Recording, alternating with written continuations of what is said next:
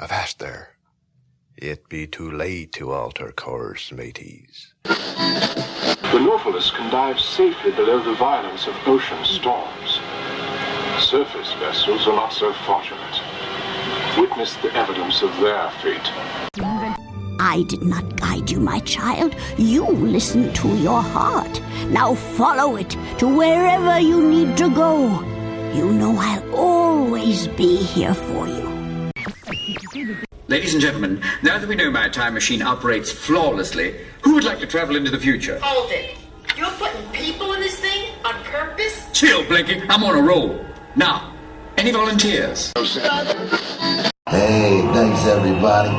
You know, your food knows a thing or two about eating, right? Take it from the pick of the crowd. Ladies and gentlemen, the WDW Radio, your information station. Hello and welcome to the WDW Radio Show, your Walt Disney World information station. I'm your host, Lou Mongello, and this is show number 155 for the week of January 24th, 2010. In this week's Walt Disney World news, we'll talk about a new corporate sponsor, new construction, and a new name. In the rumor mill, we'll take a quick look at a possible new Disney resort of a different kind, and a very interesting look at something that may be coming in the future. The weather in Walt Disney World often plays a factor in not just deciding when to go, but how to best enjoy the parks. And oftentimes, people are looking for the best ways to beat the Florida heat and stay cool. But what happens when the weather turns the holiday snow on Main Street, USA, from soap to the real thing? People are then faced with a new challenge: how to best stay warm and still enjoy all that Walt Disney World has to offer. So this week, we're going to look at the top 10 things to do when it's cold in Walt Disney World. I'll play more of your voicemails at the end of the show, so sit back, relax, and enjoy this week's episode of the WDW Radio Show.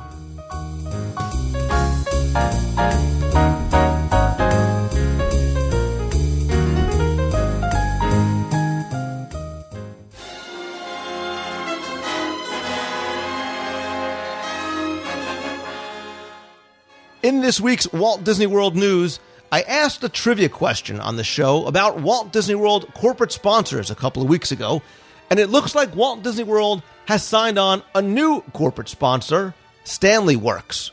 The tool manufacturer has signed a multi-year contract, making it the official tool provider of Walt Disney World, and its logo has already started to appear on construction walls in the theme parks. The signs also feature quotes from Walt Disney, which I think are very cool. And the tools are now part of the garage area of the Lights Motor Action Stunt Show over at Disney's Hollywood Studios. And look for tools to soon be added to the queue of Test Track in Epcot as well. Over at the Wide World of Sports, ESPN The Weekend is going to take place the last weekend of February.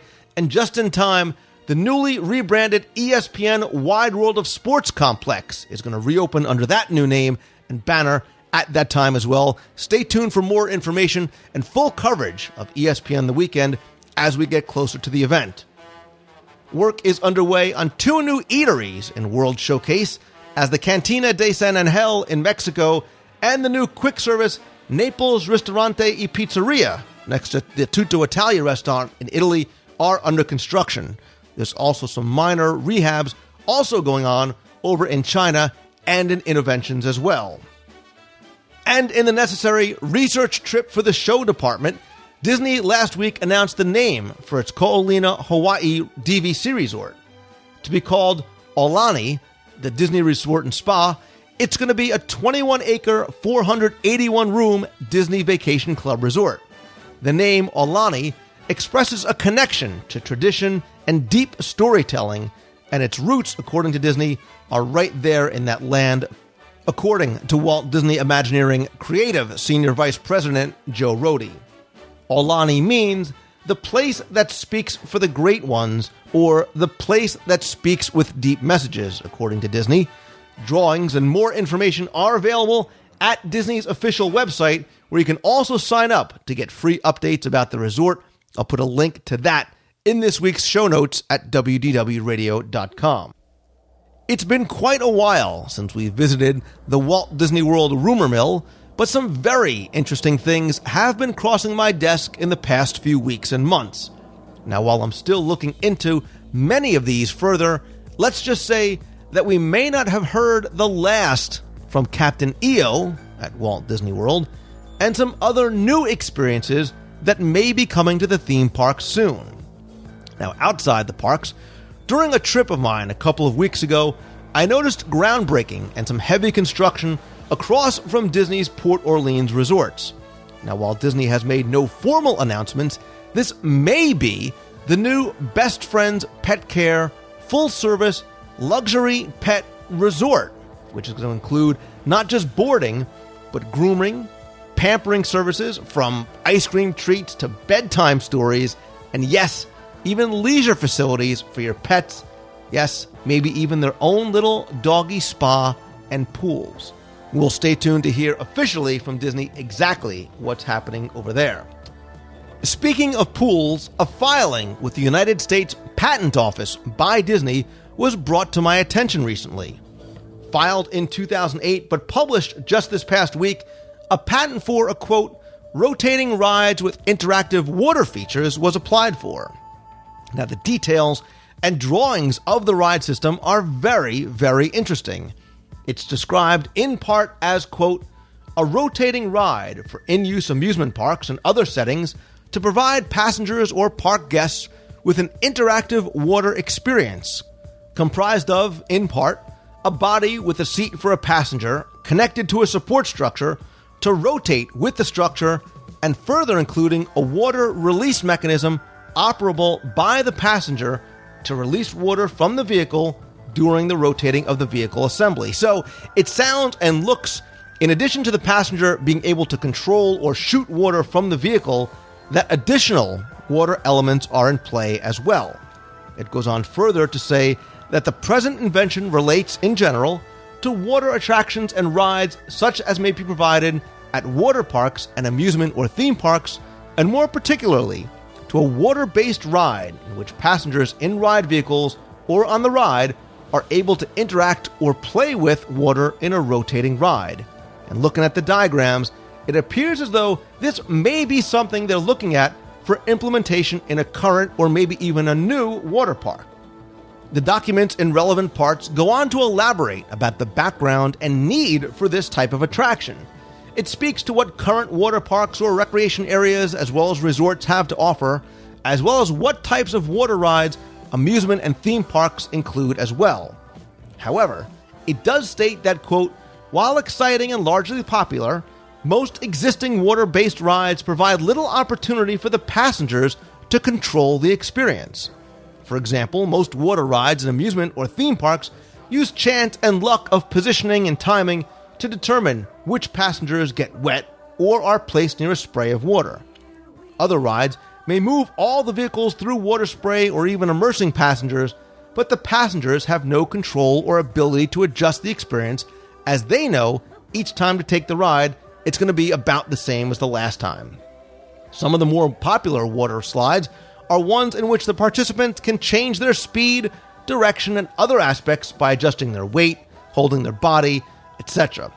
This interaction increases the enjoyment, and ride designers continue to look for ways to provide water-based attractions that provide more guest interaction.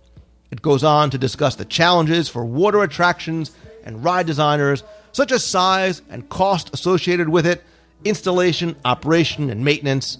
It also goes on to talk about the need for more water attractions and rides that address the demand for interactive and unique water experiences that can be provided with a small footprint and relatively inexpensive to install, operate, and maintain. So I'm going to link in the show notes this week at WDWRadio.com to a PDF of the application and some very interesting, very detailed drawings in the show notes.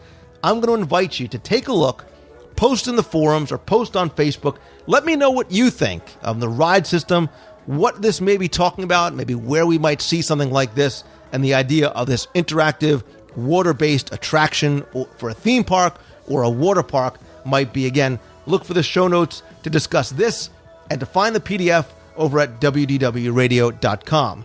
You'll find a link right in the show notes to the forums at WDW Radio, where you can log in, discuss this story, anything else you've heard on the show, as well as any other news or rumors that you want to share.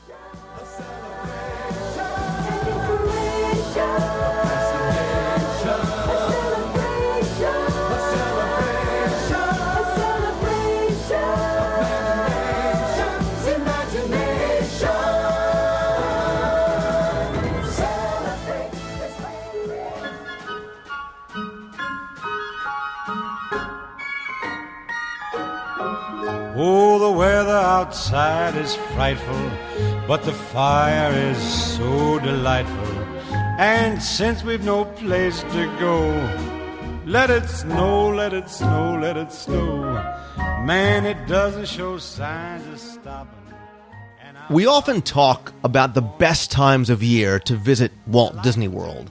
And while there certainly are no bad times to go, there are reasons to visit throughout the year, depending on a variety of factors: school and work schedules, special events, holidays, and even the seasons. Because yes, the weather can often play a role in deciding when is best to go. Because for some, 200-degree, 99% humidity in the middle of the Florida summer is not everyone's cup of tea.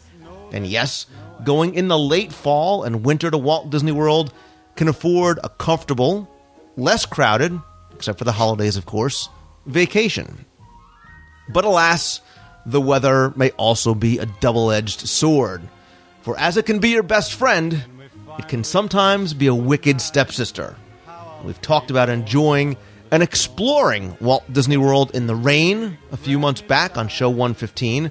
As you know, April showers, well, you get the idea.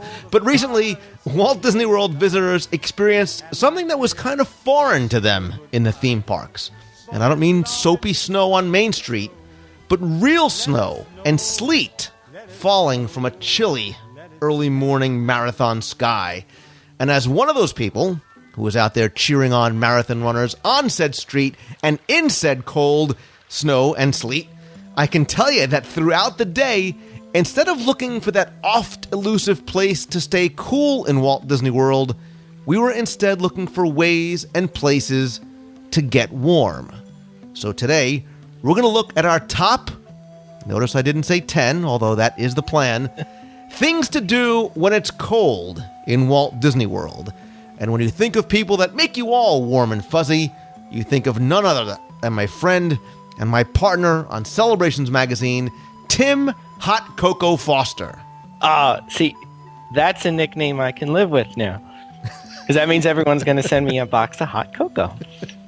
We'll see if that sticks, right? Samantha Brown.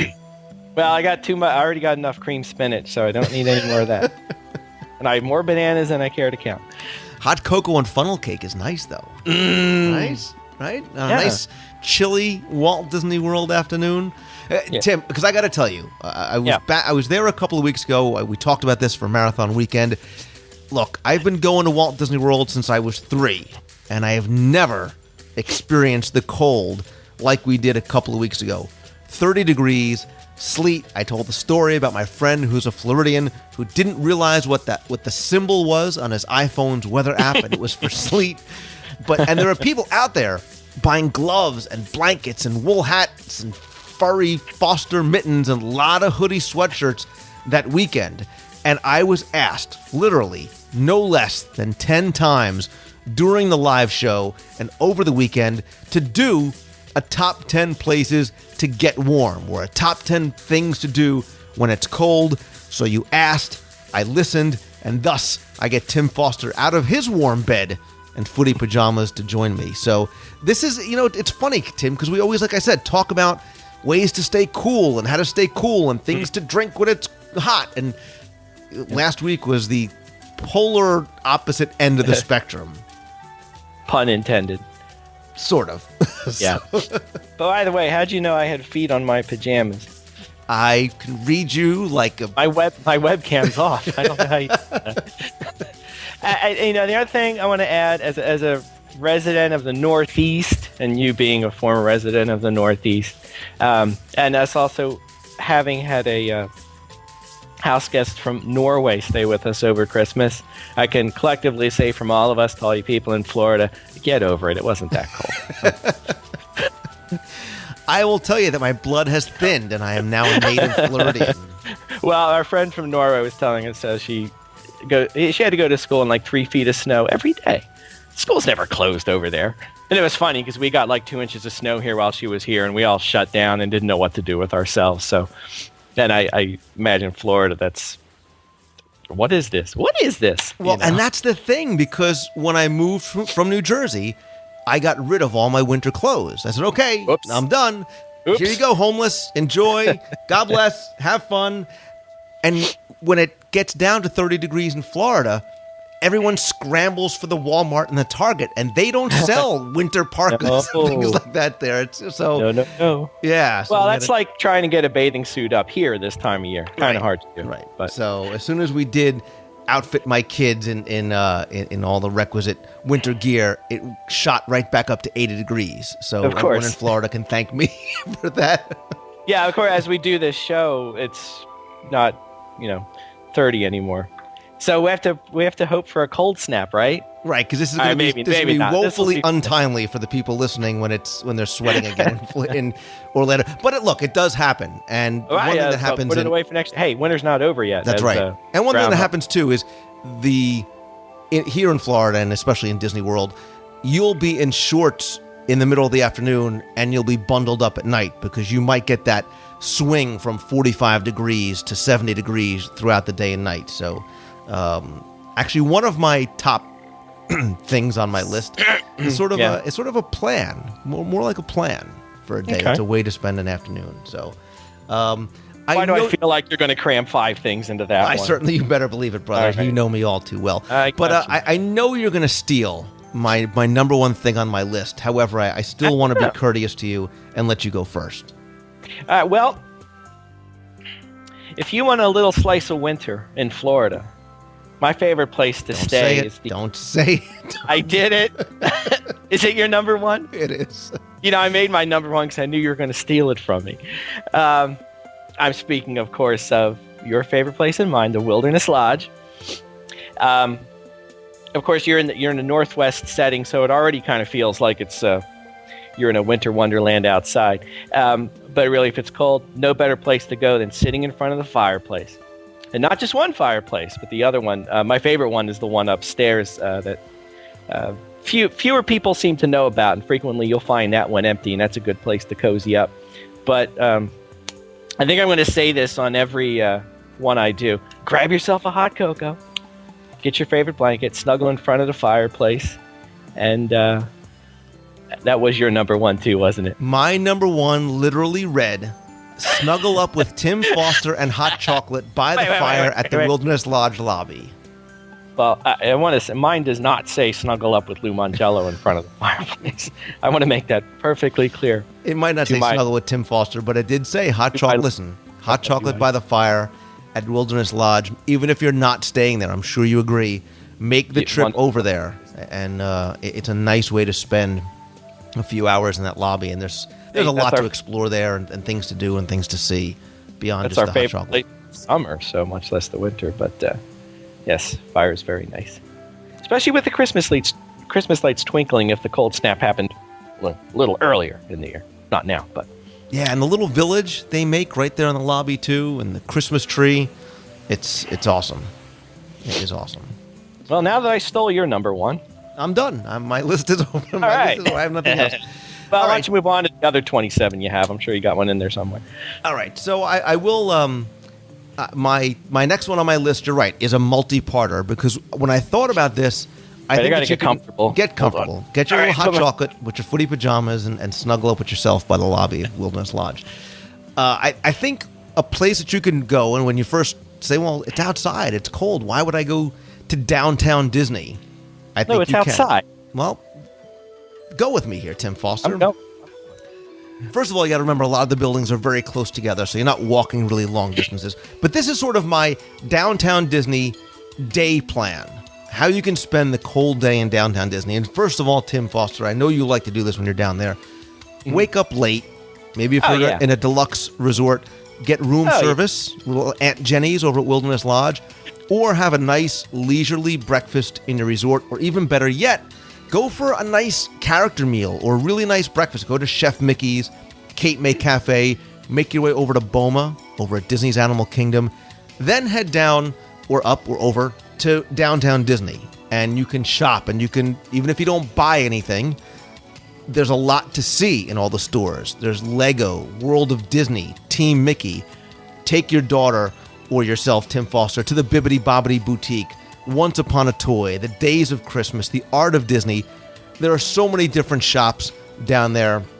You can spend a few hours just wandering and just having a great time. And in places like World of Disney and Once Upon a Toy, you can be a kid again and just sort of play and shop, and there's lots of great merchandise.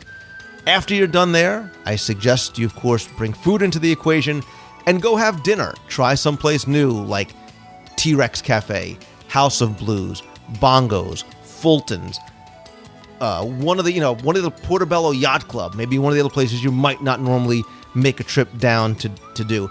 And then I give you two options for something to do at night, depending on your speed, budget, and or cup of tea.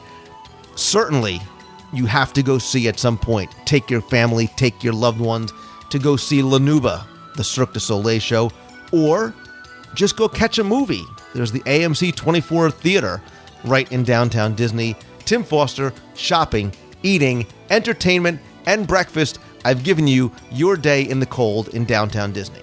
It doesn't get better than that. It really doesn't. Wow. See that? You know what? That's a good thing to do. A good what to do when it's hot outside, too. That's right. See? I can repurpose exactly that and just do it when it's hot. All right, so just when summer rolls around, everybody forget this show, because I'm going to say the exact same thing, right? All right. Here's my next one. I got two words for you. Hot tub. That's it. Now this one. Please expand on that, because I have a visual I need to get out of my head. Need to get out of my. All right. Well, I can see that if it's really bitterly cold outside, this still might not be a great idea. But if it's a chilly night, going to find a hot tub is a wonderful way to warm up with a special, lovely person of your choice. Notice I didn't say Lou Mangello, even though. All right, never mind. I'm not going to go down that road. We do not, by the way, have our celebrations planning meetings in hot tubs. That's not how we roll at Celebrations Press. Yeah, maybe. Hot tubs are all over the place, as far obviously. It's nice to find one though that you can keep to yourself. Finding a quiet pool at your resort. Sometimes they'll have a hot tub. That's a good place to go. But I think my favorite would be going to Stormalong Bay and seeking out the hot tubs that are by Beaches and Cream, which are kind of tucked away, and a lot of people don't really notice them. So you should frequently find that they're wide open, available. So you sit down, enjoy the hot tub. If you're even swimming in the pool at Stormalong Bay, be aware too, there's warmer parts to the pool, especially if you make your way over to the deep end. You might find the water a little warmer. Just be sure that you've got towels with you and a bathrobe or whatever, because when you get out of that hot tub, it's going to be a little chilly. But as long as you're in that tub, and you might be staying in there a really long time, not a bad place to spend a chilly night with a loved one. I'd also like to make sure that you're actually staying at the yacht or beach club. Well, this caveat, the Stormalong Bay is only for residents of the Yacht and Beach Club, you know. I like the Tim Foster lawyer voice there. That was nice. There. That was disclaimer Tim. Well, of course, I mentioned it in my first one. You knew it had to be part of my list. However, let me expand on going to go have a nice dinner somewhere. Go have a nice, long, leisurely dinner. We've joked around in the past. Yes, I have had a 6-hour meal over at the California Grill. But you can go, again, someplace with your whole family for that dining experience. And I was thinking about things like going, while you're at Wilderness Lodge lobby, waiting to have your hot chocolate, take everybody over to the Whispering Canyon. You could have a great, sort of warm your bones kind of family-style meal there. The other thing I really thought, though, Tim, and this might be a great idea to do because you've got the dining, you've got the entertainment, something you might not otherwise think about doing, go out and go check out the Hoop-de-Doo Musical Review Dinner Show. I think it's something everybody who visits Walt Disney World has to do at least once, and I don't know about you and your family, there are a lot of people that love that show, and it's something that they do. It's their family tradition, and they see it every time or every other time they go down. And I think it's a great show and a great, fun meal to go have when it's nice and chilly outside. Just beware of that boat ride on the cold lake, if that's how you're getting over there. Or the warm bus. So, well, my next one. See, when I first started putting this list together, I very quickly got into go inside at blank mode, and I realized I couldn't do that forever. Of course, you want to go inside, but if I were to pick an attraction of choice to duck into to make me feel a little warmer, my choice is Living with the Land. And the plus is there. You can go inside. You go inside the Land Pavilion. You can even warm yourself up with some hot soup and, yes, hot cocoa if you'd like. But as you take the Living with the Land tour, especially when you get into the greenhouse area, I think even on a summer day, you just feel warm in there. It's obviously you're in the greenhouse, so it's warmer, but you're seeing flowering plants and green leaves and sand and I think even if you don't actually feel physically, like if you don't physically get warmer, it'll make you seem like it should be warmer because you're in a place that you normally associate with warm and with the sunshine and everything else. So if you're going to find an attraction to make yourself at least feel warm, that's my selection. The greenhouse at Living with the Land. Top 10 attractions that make you feel warm. Feel warm. And fuzzy. Not warm and fuzzy. Not warm and fuzzy. Just warm. Warm and fuzzy is over on the others. In those other. Well, I'm going to tell you, I actually stayed out of the parks for my list. See, a Lou rule that Lou didn't tell me about. No, well, it's not a rule. I just figured, okay, obviously if you're in the parks, you're going to try and duck That's into my one, though. Inside attractions as often as possible. I said, well, maybe you just don't feel like hitting the parks that day and bundling up the kids and getting the stroller and things like that. So I tried to think about things that you could do in your resort, or maybe a quick bus ride or car ride over to another resort. And here, the kid comes out in me. I still do it. Oh, how I miss the Fiesta Fun Center. But to this day, Tim, I still get no longer a roll of quarters, but my little card, and I go to the arcade at any of the resorts that I'm staying at and like to just sort of hang out there, play a lot of the retro video games. There's usually also air hockey and pinball and some of the other sort of boardwalk-style games for kids to play and win prizes and things like that. My kids did it during our last trip. It was really cold that Saturday morning.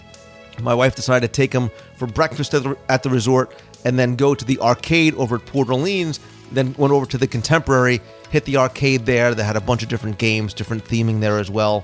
And they had a blast, and they had a really good time. You don't have to worry about getting change in quarters. You can just load up one of those little arcade credit cards with credits, put it into any of the machines. And again, all the time I spent in arcades as a kid, going back to why I didn't date very much. Another piece of the puzzle falls into place. So maybe we should move past this one quickly. Is there a video of you playing Guitar Hero somewhere? Please. We could make that happen. I think that would be great. All right, my next one this is coming from the hearty northeastern soul that I am. Apologies to everyone who lives in Michigan and Wisconsin, because I know you're much tougher than I am. But here's the thing. Yeah, it's cold outside. But you know what? Bundle up and go for it. Go on Big Thunder Mountain. Nobody will be there. You'll have it to yourself. I would say, though, you might want to avoid Splash Mountain. And, Lou, you know what I'm talking about, since I know I got you wet last time we went on it and got everybody else wet. And that's not fun when it's cold. Cali River Rapids, not highest on the list. Cali River Rapids, yeah, you might want to shy away from it. But in the interest of what we talked about when it rains, and one of the things to do is just go for it anyway, because sometimes the parks clears out. If it's cold, don't worry about it. Just bundle up, have some fun. I will say the one thing that I did do once when it was cold when I was down there, not this recent cold snap, but another time, was to go see Illuminations, which, of course, we highly recommend anytime you're there. I will say this is more of a warning if it's cold, not as something to do when it's cold. If you do go and watch Illuminations when it's cold, be sure to get yourself a hot coffee at any of the stands you'll find around World Showcase. That's a prerequisite. But number 2, please, please, please, please, check which way the wind is blowing, because I watched Illuminations one night on a relatively cold night with the wind blowing in my face, and tears are running down my face. Not because of the emotional display that is in front of me, although I'm sure that had something to do with it, but just the bitter cold wind and smoke blowing in your face. You want to avoid that, especially on a cold night. One place I like to hang out, especially when I'm by myself, is over at the France Pavilion at the bottom of the bridge behind the kiosks that are there.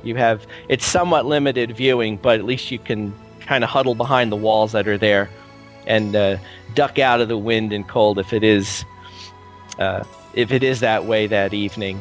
Better than standing with nothing in front of you but the whole lagoon and the fireworks and smoke and billowing winds and cold and all that sort of thing. And keep that hot coffee with you, and make sure you have a buddy so they can go get you another one if you get really cold. That's why you invite me on your trips. That's why you are my coffee go boy. Coffee go boy. And go get me a funnel cake while you're at it. Well, I think you make a great point about going to the parks and the attraction wait times being obviously much, much shorter.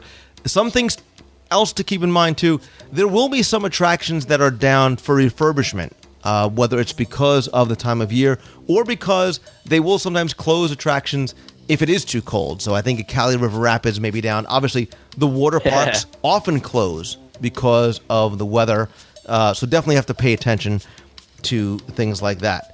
I don't really recommend going to Blizzard Beach when that name will be taken rather literally. Yeah, and they do it. And they have, they've shut the parks, they've shut the water parks down, because of cold. Understandable. Sure. Well, we need to go backwards real quick. Kind of a 4A to my arcade. The one thing that as I was saying it, I can't believe I forgot to mention, really a big part of the whole arcade experience. Certainly, I meant to include Disney Quest over in downtown Disney. I meant to mention it, and I was so excited to hear what you had next on your list. Certainly, Disney Quest in downtown Disney. It is a hard ticket. You do need to pay extra to get into Disney Quest, but there are 5 levels of entertainment, and I don't want to go into it too much because that really can, and it will, be a separate segment for a show really talking about all the things that Disney Quest has, because it's not just video games. There's a lot of interactive experiences. There are virtual reality things, a lot on the 5 different levels for young kids going up to adults, especially guys like me, kids of the 80s, child of the video game era. So Disney Quest certainly is part of that whole arcade experience. And if you don't mind spending a little to spend the afternoon, again, or you can add this to your downtown Disney plan from before, Disney Quest, certainly something you should go see. Finally, and this actually is number 5, and this is my last thing, Tim Foster, so I'm sticking to the rule. All right, I got one more too. Well, I'm combining a couple. But.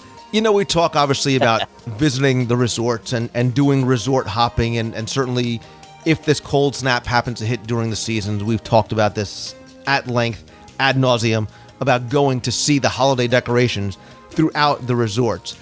One thing I did want to throw on top of this is that if you are staying at a deluxe resort, or if you are a DVC member, or if you're staying at one of the Disney Vacation Club villas, you may not be aware of the fact that they have community centers, which are places, indoor, heated, that you can go that have lots of different activities for you and or for your kids. They've got air hockey tables and board games and all different kinds of crafts.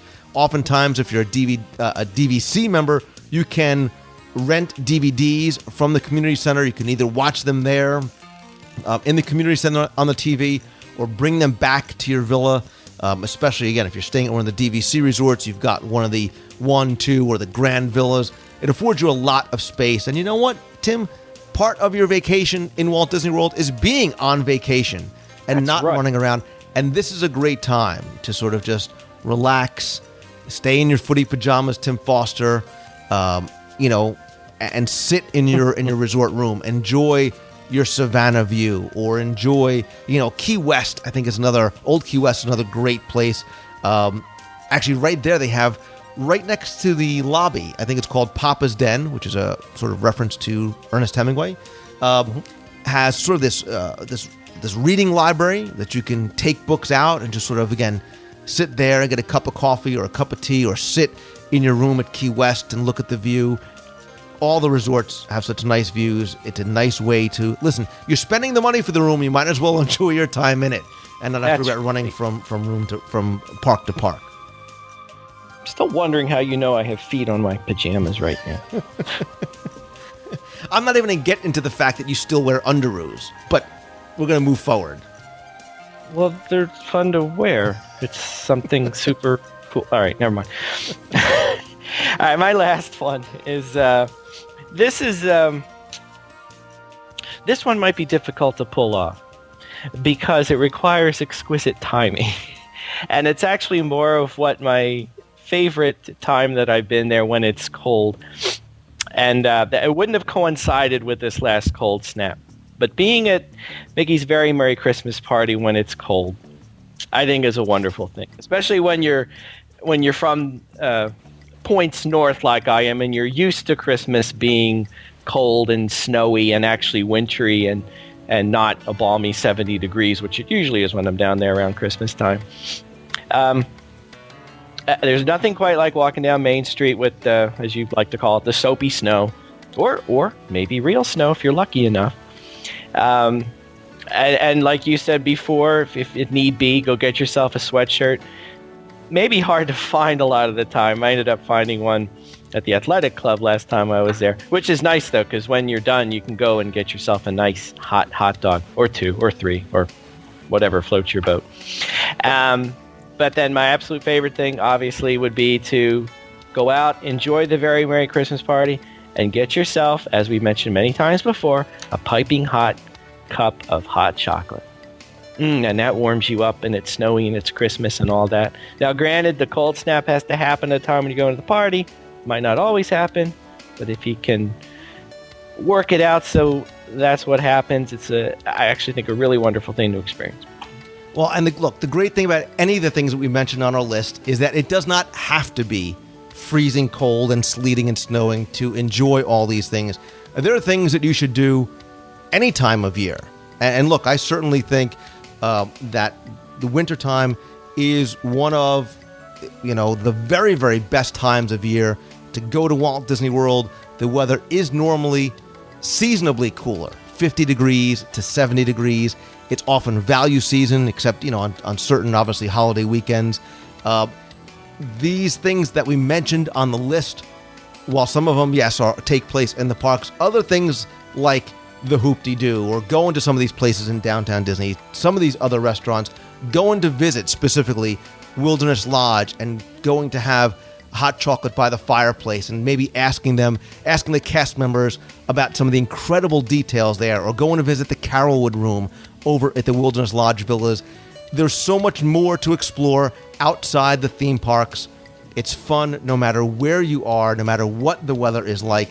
There is always something to do, whether it's spending time in your room or going out and seeing some of the things that you might not do otherwise. Again, sort of the purpose of this list. And again, much like me buying winter clothes, Tim, now that we've gone over the top 10 things to do when it's cold, it will never dip below 50 degrees ever again in Disney. Nope. Although I'm feeling kind of chilly right now. Thanks a lot. I think I need some soup. Well, thank you. As always, of course, you can check out all of Tim's great stuff over at GuideToTheMagic.com. He's got the Guide to the Magic series of books, including the Lost Journals. And of course, Tim Foster is my partner and really the beauty behind Celebrations magazine. You can go and visit celebrationspress.com for more information, to subscribe, to back issues, or to send Tim letters about his footy pajamas. That would be nice. And for everyone anxiously waiting, issue 9 should be arriving anytime now. So watch your mailboxes. It should be showing up in a week or 2 or 3, depending on your friendly neighborhood postal person. Great. Thanks again, Tim. You're welcome. Bye. I really can't stay. But baby, it's cold outside. I've got to go away. But baby, it's cold outside. This evening has Been hoping that you so drop in. very nice. I'll hold your hands, they're just like My ice. mother will start to worry. Beautiful, what's your...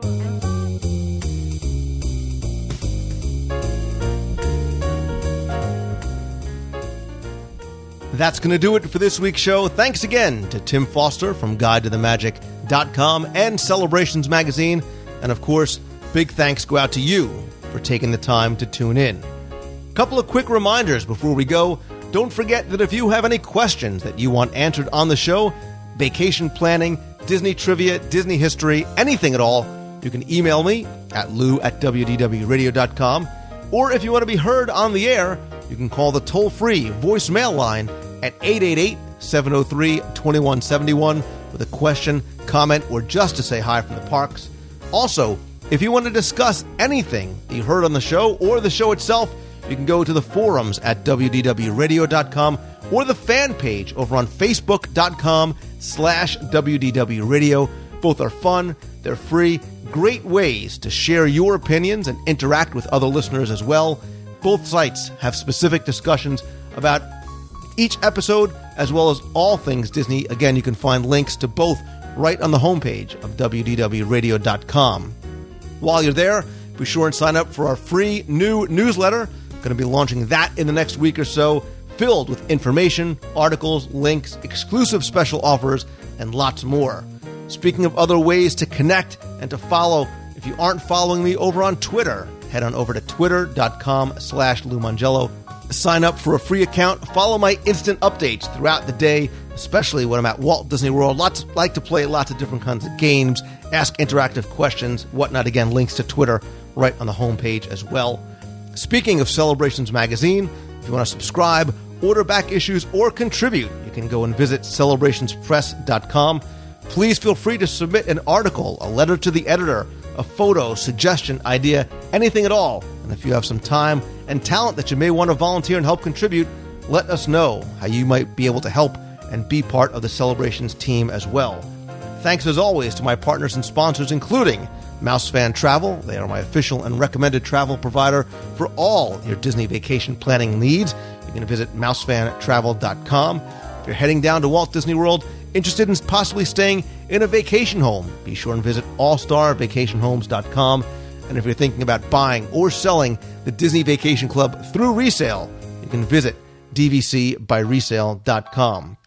Also, very important, don't forget about the upcoming WDW Radio cruise aboard the Disney Dream on February 27th, 2011. We're just over a year away, but we already have so many people coming aboard to join us for what's going to be an amazing 4-night cruise to the Bahamas, Nassau, Castaway Cay. Always so many more surprises in store that we're already working on, including special events available only to people who book as part of the group. We're also all working on possible pre- and post-cruise rooms and events in Walt Disney World. So for more information, a free, no-obligation quote request form, photos, videos, so much more, visit wdwradiocruise.com. Remember too, cabin categories are beginning to sell out. So if you're thinking about it, book now. Remember, your deposit is fully refundable up until about 120 days before the cruise. And if you are coming, or if you're thinking about coming, come by, chat, plan, get excited with other cruisers over in the forums. I'll put links to all those things again at wdwradiocruise.com. And to hear more, you can go back and listen to show 143. As always, my friends, if you like the show, please help spread the word. Let others know about it. Review us in iTunes. Stay tuned to the show over the next couple of weeks for more information about more upcoming meets of the month in Walt Disney World. I'm trying to schedule February's and beyond now. Also, stay tuned for the next WDW Radio live video broadcast and chat. If you are going to be in the Naples, Florida area on Saturday, February 6th, 2010, I'm going to be doing a book signing over at the Barnes & Noble at the Waterside Shops on Tamiami Trail, starting at 2 o'clock, probably going till about 4 o'clock. I'll put a link in this week's show notes to the Facebook event page as well as the forums in case you're interested in coming. Even if you have my Walt Disney World trivia books, please come by and say hi. Love to see you there again. That's Saturday, February 6th, starting at 2 p.m. The Waterside Shop, Barnes & Noble in Naples, Florida. And as always, thank you so very much for taking the time and for tuning in and for all your support in so many different ways. I sincerely, sincerely appreciate it. So until next time, you know to remember to always keep moving forward and take that step towards following your dreams. Have a great week, everybody. Thanks again. See ya. Hi, Lou. This is Andrea. I'm from Alberta, Canada, so I'm one of your listeners from the north. I just discovered your podcast about a couple weeks before Christmas, and I've been downloading previous ones and the updated ones. I really love all the videos that you have, and I hope you do more of those because I really love to be able to see the stuff that I miss so much when I'm not down there. I just finished listening to your episode 153 where you talked about the KidCot fun stops, and while I don't have any kids yet, I'm only 25 and kids aren't in our plan for a while, I can just already say how excited I am for when our kids that we have are going to be old enough to be able to take them to Epcot and to do those educational fun activities that they have in the countries, because I know that as a kid, my first year when I was in first grade, we went to Epcot as our first park because my mom had read somewhere that the best park to take a kid to first was Epcot, just so that way everything didn't compare to the Magic Kingdom and all Fantasyland and the characters and everything. And I was a nerdy kid growing up, so I immediately loved Epcot, no questions asked. And the next year we used to go every year and a half or so to Disney World. I got my passport. So when you were talking about the passports, I just thought back to when I had mine in third grade, and I still remember when I accidentally left it in the bathroom in the United Kingdom Pavilion and almost freaked out that I had lost it. Always talking to all the different cast members, and it's just World Showcase is my favorite place in Disney World. And as I got older, we started staying closer to World Showcase. We would stay at Yacht & Beach Club. That way we would go over to Epcot basically every single night just to wander around and talk to the cast members. And it's just so great, all the things that they do there. And I just loved that you talked about the KidCot stations, because while I knew that they existed, I didn't really know everything that they were about since I've never actually experienced them myself since I don't have children. And I think, and I mean, I don't know if they'll let us do it, but my friend and I were both teachers and we're going there during Easter break.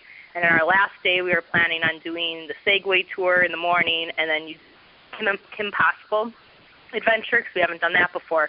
We might try to actually make a mask and go to each station and really take our time that afternoon, if they let us, because we're going to be adults without children. But we'll see if that happens. But thank you so much for talking about it. I look forward to hearing your podcast every single week. Bye. Hey, Lou. It's Sharon from the snowy suburbs of Cleveland. I'm calling about show 152 about the top 10 special effects. And for me, I don't know if this counts, but for me, I would say it's the music. I think it's so special when any park or resort you go into that the music is such a, gets you immersed in where you're at. And it's even fun that when you're home, you can listen to the music, and it's a special effect even when you're home. Here I'm sitting at home looking outside at the snow, and I'm listening to Epcot music, the entrance music, and it's taking me back of standing there in line, just waiting and excited to get into the park. So to me, that would be a special, one of the top 10 special effects for me. And thanks a lot for such a great show. Bye. Hey, Lou. This is Meg and BJ from St. Paul, Minnesota, and we just got finished volunteering for our Give a Day, Get a Day promotion. We volunteered for 3 hours at the Goodwill, and it was really great. And since we already have our multi-day ticket, we are going to be using this to get a Fast Pass for the day. So we're just so excited, and we leave in 13 days. So thanks a lot. Bye.